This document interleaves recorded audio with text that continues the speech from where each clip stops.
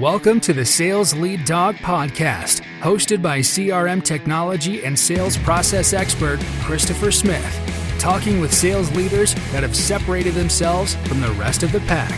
Listen to find out how the best of the best achieve success with their team and CRM technology. And remember, unless you are the lead dog, the view never changes. Welcome to Sales Lead Dog. Today, I have joining us on the podcast, Sebastian Shahvandi. Sebastian, welcome to Sales Lead Dog. Thanks for having me, Chris. Sebastian, tell us about your current role and your company. Sure. So today I'm the CRO of Hypori, where we provide a virtualized Android environment to our customers, which will basically allow them to do BYOD in a very secure manner without infringing on their personal data in their own device, as well as keeping the data from the corporate side very secure so it doesn't get compromised or intercepted within kind of the different kind of vulnerabilities that are going on today. And that's a huge topic today. I mean, it has been for a while, but there's even more, I think, more and more events happening all the time around digital security. Are you guys seeing a big uptick? Yeah, we did, especially during kind of the 2020 pandemic time with people working remotely and having to work from home. We saw a lot more of that. Particularly a big uptick for us was in the DoD space, where we're kind of the lead there now, as well as the healthcare industry, where they were trying to provide kind of that access in a HIPAA compliant manner to their field workers and getting that going. And with at the same time with the big jump in attacks and cyber attacks on mobile devices, it became a pretty kind of important part of the puzzle for all the companies that were out there. Oh, I bet. I mean, especially, everyone, I just remember that time a year ago, and everyone's scrambling, trying to support a remote workforce, bring your own device. That was a huge component of that. People just trying to figure it out, and having a solution like yours probably helped them in big ways. Yeah. So it's great to have you here on the show. Sebastian, when you think back over your career, what are the three things that have really contributed to your success? One is, I should say, for the most important part, is the passion for actually doing what I do. In my career, I've never picked up a job that I haven't been passionate about, or it doesn't make sense to me. The fact of the matter is, look, everyone wants to work that 9-to-5 job, but in all reality, as you go up the ladder, the more work you have to put in, and those 40-hour weeks become sometimes 50 and 60. There's always going to be some balance with your life that you'll have to make, but unless you're passionate about what you really do day in and day out, you're not going to last. You're not going to excel, right? My number one kind of focus when I kind of get up every morning is, am I passionate about what I'm doing today? Is it exciting? The second part is only work with A players. As I've grown and gotten into sales and just leadership, what I've realized is when you try to cut corners, whether it's through your budget or time, to bring in players that are not A players, you end up paying for it, trifold, right? It's the time, the effort of going into it, the cost of hiring a new employee and having to replace them. It's really important to bring in those A players that really fit, not only from a kind of a culture perspective in your company, but also are able to deliver on the promise that you're giving your either shareholders or your executives in your team, or the quotas that you set for everybody, right? So they have to align with that. Third is bringing in honest people. For me, bringing in honest folks to a business, I've seen plenty of folks that have done really well in sales or marketing or any other kind of organization within a business that have been okay, but they're not someone that's going to be completely ethical in the way they do business, or someone that's not completely going to be honest in the way they do business. Those guys will get a little bit of a head start sometimes, but eventually what they do is shoot themselves in the foot. I try to keep away from those folks at any cost, just to make sure that, one is, I don't want to mess up the culture of the company or the team that I'm putting together for, but also is, I want to make sure that a promise that's made to a customer, it's a promise that the company or I could deliver on and not have any issues behind that. Oh, that's great. That's great. How did you get your start in sales? Oh God, it's funny. I started off as an engineering major in school. I was super shy. Wasn't really a guy that wanted to stand in front of customers. But the first business I kind of started off working in was my father's business. We did electrical system diagnostics for cars. I started off at the very bottom. He made me sweep floors to get in there, but he realized that I'm shy. And the first thing he did after that was he put me in front of customers, and I hated him for that. I was just dreading it all the time. I was hurting just to be in front of a customer every day. But what it really did is really allowed me kind of to blossom into the kind of person and really understand what I'm capable of. And it came to a way where I fell in love with the concept of being in front of people and talking and providing kind of a solution to their needs. That being said, I ended up buying that business and growing it. It was the very first business kind of I took over and acquired. And when I said acquired, I mean truly acquired, because my dad made me go through the banks and the loan process, and he made me do it all. But it was all a really good learning kind of process for me as well. But going through that, I just, I started off a few businesses, sold those, and then eventually joined the enterprise world, where I started to run the software business within Dell. And I've just ever since just kept in it and been happy with it. That's awesome. That's awesome. Thinking back to that time when you're starting out in sales, what do you wish you would have been taught that would have made that time easier? Don't be shy. Don't be shy to ask the questions, and don't be shy to really take that step and that initiative. Right. I think a lot of kind of the reasons people are afraid of sales, and the ones that are not in it, or the ones that are in it and don't excel, is one is the intimidation of someone saying no, or the rejection of it. Right. Don't be afraid to get rejected. No, there's nothing worse than a no, right? If someone isn't interested in what you have to say, they'll say no, thank you, or they'll say no, or they'll hang up on you even, right? But it's just, one is don't be shy to ask questions and take that initiative to sell. And two is know what you're selling and what you're offering. It's really providing a solution to a customer's problem, not selling them a product. And as long as you can connect with the customer in that way and truly understand what they're going through and how your solution can solve their problem, that's when you can feel good about what you've done, but also you can make the sale and the customer's happy as well.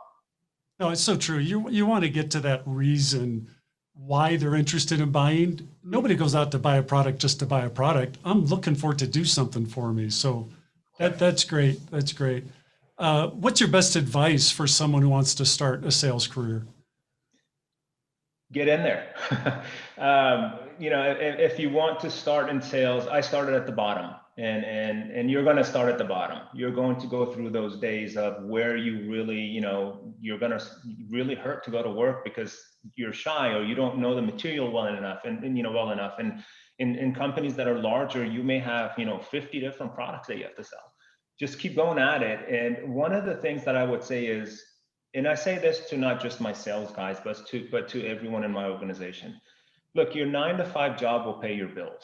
What do you do like an hour or two before or after really sets you up for your career and your future growth. So just because you accomplish something today and you make it, let's just say you over-attain on your quota, it doesn't mean you should be happy and complacent. What you should be looking at is, how do I make it better? One of the things I always say to my team is always better, never best, meaning today is always going to be better than tomorrow, but it's never going to be my best work, because tomorrow is going to be even better, right?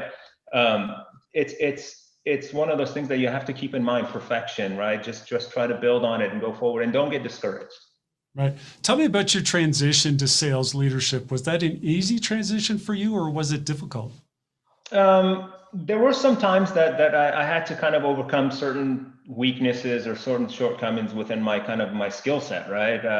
Managing people, I think as you grow into the leadership kind of side of business, when you get good at selling, you get really good at selling. But it's the one thing you really need to understand is, how do you convey that technique to the people that are reporting to you? How do you really become someone that can mentor and drive your folks to do better and become better people as they're growing in their career? But also it's about really understanding, like I said, the customer, right? You really have to understand what you're doing and what you're offering a person, and if it's something that's aligned with your beliefs or not. So when I got into that, and leadership, I think that one of the things that I really had to really hone in on was, the let's go get it and let's go, achieve this goal and attain these quotas was great, yeah, but really being able to split that off and doing one-on-ones with my teammates to make sure that my folks are happy or they have something to say they can share outside of the group environment, and really being able to kind of bring down those barriers for them to go get to be successful. What was your biggest mistake in those early days of sales leadership? My biggest mistake sometimes was I was afraid to say I don't know the answer. And I think it's important, even especially when you have a team, is if you don't know an answer to something as a leader, it doesn't discredit you. It only discredits you if you lie. Just tell folks that, hey, I'll get back to you on it, because what will happen is, one, it helps you go learn something. And two, is you bring in a valid and true answer to the folks that are asking, right? So, and you're not ruining your credibility along the way. So really understanding when to say, I don't know, whether you're in a sales process or when you're managing a team, or collaborating with them to figure out an answer to something, that would be really the best way to go, as opposed to saying, look, this is it, and winging it and trying to figure it out from there. What attracted you to your current company? Why did you take the role you're in now? The technology. I'm a bit of a geek, so I enjoy cool tech. And like I said, I've never taken a role that it's not been something that excites me. This technology was something, the Hypori virtual mobile infrastructure, virtual mobility, was something that really kind of was cool and is cool. And I still remember the first time I saw it, and when the CEO showed me the technology, I fell in love with it. I said, this is just phenomenal. This is great, right? And if that's the excitement that kind of got me to kind of join the company itself. That's awesome. What advice do you have for someone who is stepping into that leadership role? What should their focus be for that first 90 days? My approach is always people, product, process, right? People meaning get to know your people, really understand them, learn what makes them tick. Yes, we're in sales and we run sales organizations, but money isn't always the driver of the folks that are on your team. Some of them just sometimes want recognition. Some of them want kind of career growth, right? And it's not the financial aspect of it that drives them. It's just the mindset of it, right? Some people just want to learn more. I, to this day, won't want to work for anyone that I can't learn from, because you're never going to know it all, right? That's the people aspect of it. The product is really understand your product, your offering, what you're really doing, and what you're offering your customers, and what you're providing for them as a solution. And then the process is, how do you make the process from the minute you have hello to your customers, or a lead that comes in, all the way to the minute the customer is needing support? Get involved in that process and help make it better, and make the customer's life easier and better. Because what that does is ultimately comes back to you, especially in the SaaS world, right? You see a lot of that reflecting on the renewal time when the customer comes to renew their process, or even referrals when they refer your product to someone else. It's going to be your support that really comes in, and that kind of customer success that comes in around it. And focusing on that process is really important. Just as important as really going after looking at the funnel and really being able to weigh it and going after strategy. I think that process of, once you won the customer over, of taking care of that customer is a very important kind of step that some people forget. Right. CROs have such broad responsibilities. How do you manage to balance all your different responsibilities as a CRO? Sometimes it's tougher. Today I manage sales, marketing, and operations. It's broad, and there's a lot. And especially if you're in a smaller company that's growing, you're going to wear a lot more hats than those three roles, right? Sometimes you're going to be involved in finance, sometimes in HR, legal, doesn't matter. You'll be in it. One is really understand the big picture. Really try to learn a big picture, meaning where the company is, what the vision of that company is, what the vision of the leadership is. And be able to convey that to everybody on your team. The more your team is enabled and really understands what they're doing, the easier your life is going to be, because you brought in the A players, right, that we spoke about at the beginning, to go drive business and do their jobs, right? managing it is really being able to operationalize it, really being able to operationalize the business process itself, so that you have to focus on your people. So you can really rely on your people, but also support them to overcome those shortcomings that they have, or some issues that they have, or some help that they support that they need to go work on an opportunity or a process that they're put in place. I think sometimes you get overwhelmed, and then things do come, when it rains it pours sometimes, but it's the important part is to keep the cool, take a step back sometimes, look at the big picture, and then go back in and try to solve it. Now, you've mentioned A players a couple of times. I want to dive into that. What is your strategy for identifying A players and then attracting them, getting them to come work with you?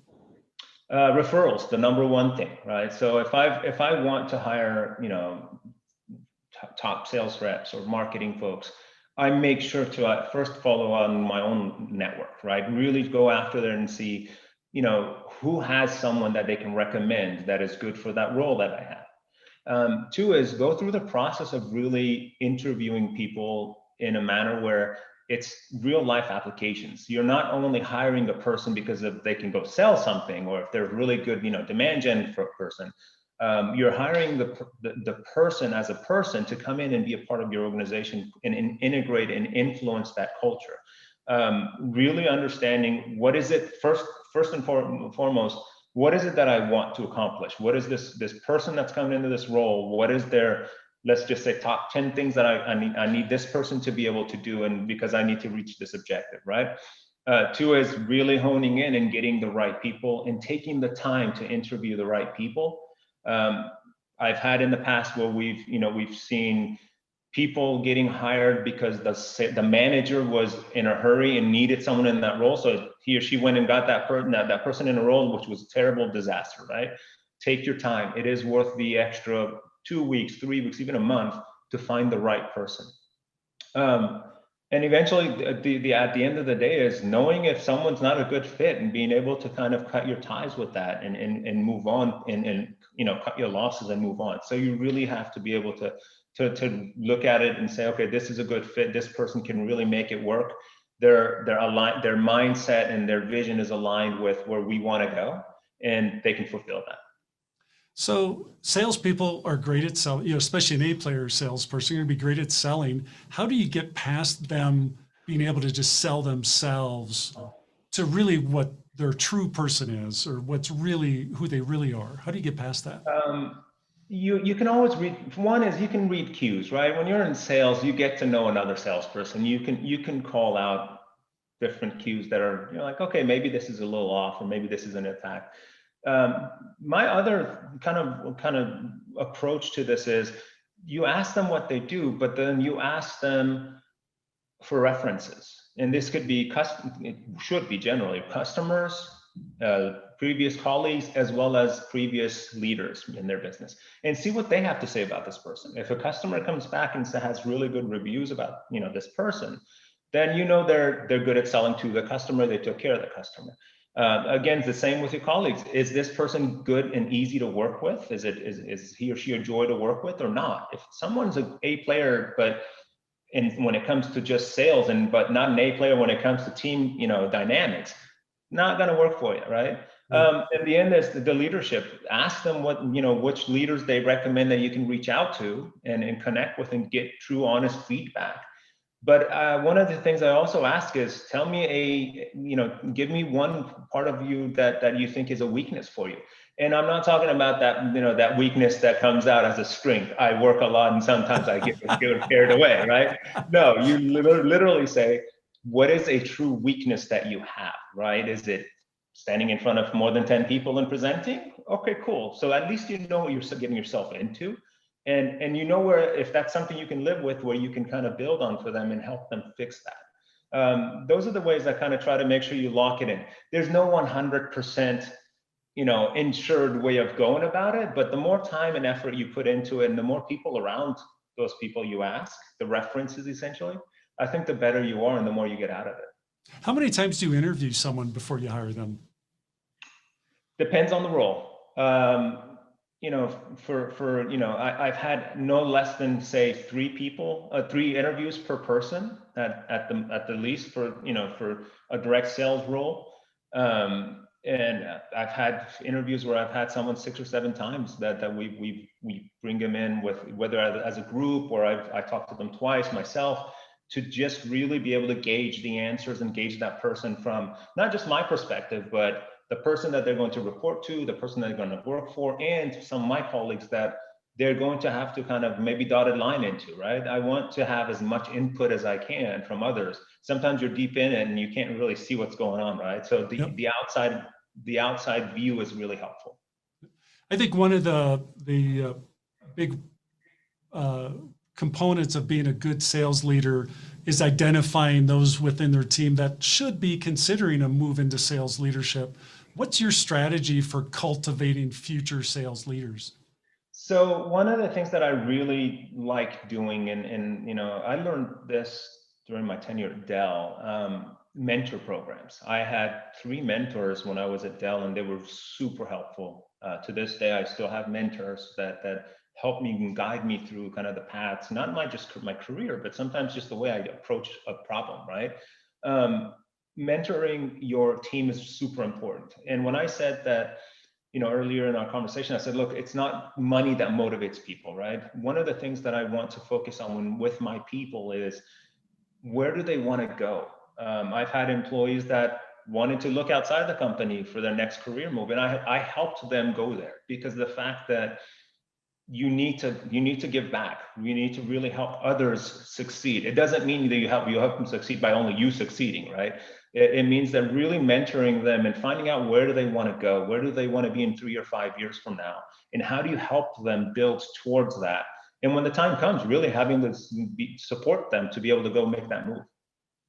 I want to read something off your LinkedIn profile. It's a recommendation you received. And I'm gonna read it here. Besides having significant experience and expertise as a high-tech CRO and sales professional, Sebastian is the best and most he's got your back manager I've ever worked with.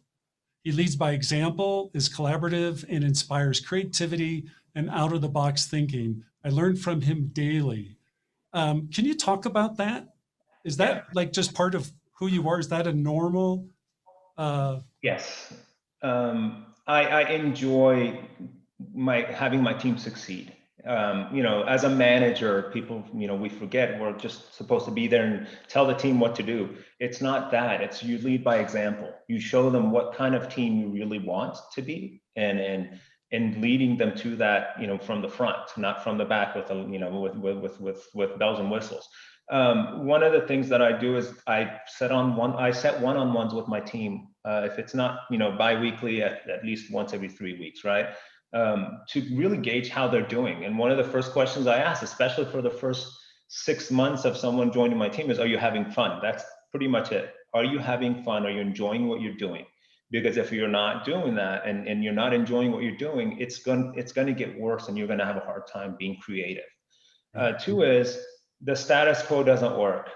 For me, I always empower my team to even question this way I approach something. If they have a better opinion on how to approach it, really bring it up in a meeting and let's discuss it. It's not confrontational, and it's not an ego thing. It's just a matter of, hey, what about if we do this? What about if we approach it this way? And be willing to let your team go out and actually go take risks, take chances on new things that you think, hey, you know what? I think this is a good idea. I don't know how it's going to turn out, but from what I'm seeing, the data shows that it will be successful. Let them go try it out and support them. And if it fails, take the lessons learned and move on, right? And make sure everyone learns that. 3 is, sometimes you got to cover the heat for your team. Sometimes your team will make a decision that's a mistake that's made, or something that fails. You have to provide air cover. So I apologize to our listeners. We had a technical hiccup there. Sebastian was in the middle of his answer. So Sebastian, you were talking about you need to have your back for your team. Could you continue on with that? Yeah, absolutely. So as I was saying earlier, is that, look, not being a manager for your team is not just letting them go do things that, within the parameters of the framework of the business, exploring new things, but also sometimes you got to cover the heat. You got to take on the heat for them, provide air cover for them.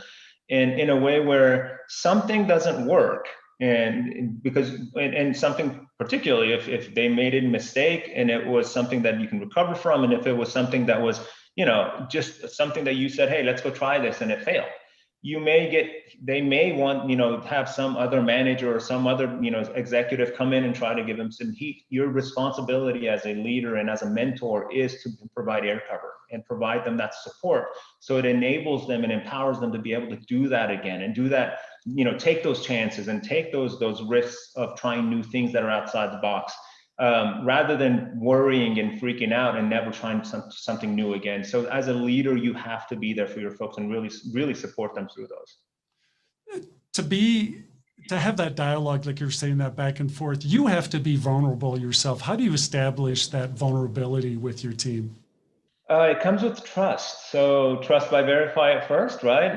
But trust but verify it. You got to build that trust with your team, and they have to build it with you as well, right? No manager is going to trust their team 100% from day one, and no teammate is going to trust their manager day one. It's just, you have to build that trust where you know, if you did your due diligence and you brought in the right people, and you believe that you brought in the right people, and you just build that trust with them and let them go do their thing. Let them go do what they were brought in to do, and trust that they'll make the right decisions. And all you do is really let them know that if they don't know an answer to something or they're stuck on something, your door is always open for them to bring it into you and ask the question, or even share it with the team. So maybe someone else on the team has that collaborative environment will help, right? It's a matter of building that trust and really keeping the trust at the end of the day, right? When I said, like, providing air cover for your folks, you have to make sure that trust is there in your team. That's awesome. Let's transition to talk about CRM. When it comes to CRM, do you love it or do you hate it? I love it. Live by it. What are things about that you love the most about CRM? I drive my business with a lot of insight from data. And I'm sure a lot of leaders do, right? Data comes from a lot of it from CRM. From the minute you have, you know, you're calculating maybe your number of leads, the cost of leads that are coming in, to your, you know, conversion rates, to everything throughout the customer journey and the life cycle, including kind of, hey, you know, which customer sets sold, you know, bought more, which didn't, and what is really working for you from an operational perspective internally, as well as the knowledge base internally for your team. It can all be pulled out from CRM. The reason that, you know, it's just a matter of, one is knowing what you're looking for again, right? What kind of data do you want? But two is really building it in where you can pull that data out and really review it and understand it, so you can make decisions for your future business as you go forward. I personally love the fact that we use, you know, capabilities like this to pull data back and warehouse our data, but also it gives us a lot of insight into not only our internal operations and our, you know, sales team, but also externally to the customer and what's really going on with customer insights. What are the things you know, kind of flipping the coin here, what are the things that you like least about CRM? It's very dry. You know, CRM always needs a human touch. It needs a human understanding and logic behind it. You can just, you know, as I mentioned, data is important, but you need the human touch to really translate that data. But it's work. It's time and effort that has to be put in. I think the hardest part about CRM for me has always been the implementation part, because you actually have to build a framework of, here's what we want to get today, and then build it to scale. So you say, you know, say a year down the line or 5 years down the line, as you grow, how can the CRM still be kind of something that you can use today as you build on it to go forward? You just have to make sure that you rely on it and encourage your team to use it, because most teams, especially on the sales side, right, you see people where they don't like to register these deals all the time or update their deal pipeline, or you know, it's really teaching your team and empowering them to really go do this the right way, and telling them why is important, but it's not always fun. Right. You just hit on it with telling them why. And that's my next question. When you're doing that, having that conversation of telling them why they need to use CRM, what is your why? It's always the big picture, as I mentioned, where, what is the big picture and what is the ultimate goal? And in my business that I manage, whether it's the sales team, the marketing team, operations, doesn't matter. Showing them the big picture and the big vision and having them see it and buy it is important, because everything just trickles down and you work backwards from there. I use CRM to kind of show my team, here's how, a cost of customer acquisition cost went down, or here's how your sales cycles can decrease by, X, Y, Z changes in your habits. Showing them the way that data really translates into their business, into their lives, and into their well-being is important. And what it does is eventually gets them to kind of buy in on the idea of using it on a more regular basis, but also putting in data that's more accurate and more consistent. Oh, I love that. I think you nailed it in terms of especially big picture. I think with salespeople, they're just so focused on pipeline, or what is my deal flow, or how much commission I'm going to make. A lot of times they don't understand that there are other parts of the organization that are relying on good data in CRM so they can make decisions, on people they need to hire or inventory they may have to purchase, whatever. But there's a lot of downstream stuff that all comes from the work the sales team is doing up front. That's great. For those people that just are struggling with CRM, do you have any advice, for listeners that they may be having a similar struggle? Look, every new thing is always going to be a little bit of work and a little bit of struggle to get it right. One, to me, my one recommendation is first is never give up. Just keep going. Just understand that it's going to suck and it's going to be hard and it's going to be a little bit of work. As I mentioned, after your 9-to-5 job, you may have to spend an hour extra and learn a little bit about CRM. But also understand that you don't need to take it all in at one time. Just learn a piece each day and add on to it every day. It'll make your life easier and also helps you absorb it better. But it's important. Data is really important. The more data driven you are, the more success you're going to have, not only today, but in your future as well. Yep.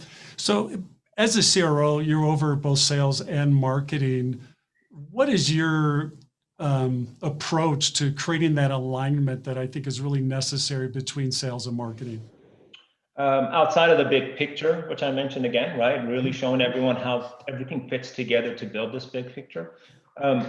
I believe sales and marketing are always independent, are dependent on each other, right? They complete each other no matter what. When marketing comes up with leads or does, demand gen activities and some leads are generated after this, sales is going to, after marketing's qualified them, sales may want to have to qualify them. That constant communication back and forth, whether it's through the CRM that we just mentioned earlier, or whether it's through just, an email, really helps hone in on marketing doing a better job to provide leads for sales, and then sales giving a good amount of feedback to marketing so they can go after that and really build on their campaigns to get better leads. I personally believe that collaboration is super important. It's super important that all aspects of business really tie into each other more. That's when we will build our CRM. We start not only from the top, from going after leads and lead acquisition, all the way out to the back end of support and customer success. It's everything has to tie in, and I think sales and marketing have to be hand in hand. And they really, for the most part, I think sales and marketing should always be under one leader. Now, whether that's a CRO or anything else, it doesn't matter. I think it's just it's important for that kind of the umbrella of that business to be connected in the back end. Do you leverage your CRM in any way to help create or support that alignment? Yes. So a lot of the stuff that I did, especially with Hypori today, when we were building our CRM out, was building for scale but also operationalization, right? So one of the issues that we had initially when we were starting off was when sales were done, some of our DoD customers on-prem products had to be integrated and installed. The deployment team was getting notified late, and they weren't catching on with what the customer needs from the sales side in order to go out and really do this properly. So, one of the things that we did was, for example, build it in where as a lead is following through the life cycle, whether it comes from marketing to sales, and then when it gets to the final stages of sale, especially the part that, hey, this customer said yes, a notification, for example, would go to our operations team or our deployment team to say, hey, this opportunity is coming up. Here's all the information that you need. And by the way, the information is all in the CRM as the salespeople put in there, right? So, and then every kind of back-end support that goes into that is tied to that one customer number or customer ID. So you have the whole kind of 360 view of this customer from day one, how much it costs you to get them, how long it took for their deployment to happen, and what are the NPS scores and results of that today, right? So it's really important to kind of build that operationalization and automation into the system where it's not every day. You don't want it to be a hassle for everyone for every little stage, right? You want to automate as much as possible. I 100% agree, especially that part about, when the deal is won, there's a whole lot of stuff that has to happen, and having that seamless flow from the sales team into operations or deployment or customer success, whatever an organization may call it. It all begins with having that good data in CRM, so you are able to support that seamless handoff. That's terrific. Yeah. Sebastian, we are coming up on our time here on Sales Lead Dog. I really appreciate you coming on. It's been great listening to you. If people want to reach out and connect with you, if they want to learn more about Hypori, what's the best way for them to do that? Reach out on LinkedIn. Happy to help. I'm very active on LinkedIn. It's one of those tools that I use on a day in and day out basis. So don't hesitate to reach out. If you have any questions, I'm happy to answer them as well. Awesome. Yeah. And your website, all that info will be in the show notes.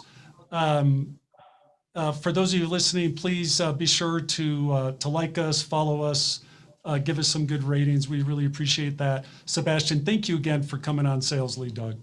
Very welcome, Chris. It's good to be here. As we end this discussion on Sales Lead Dog, be sure to subscribe to catch all our episodes. On social media, follow us on LinkedIn, Facebook, and Instagram.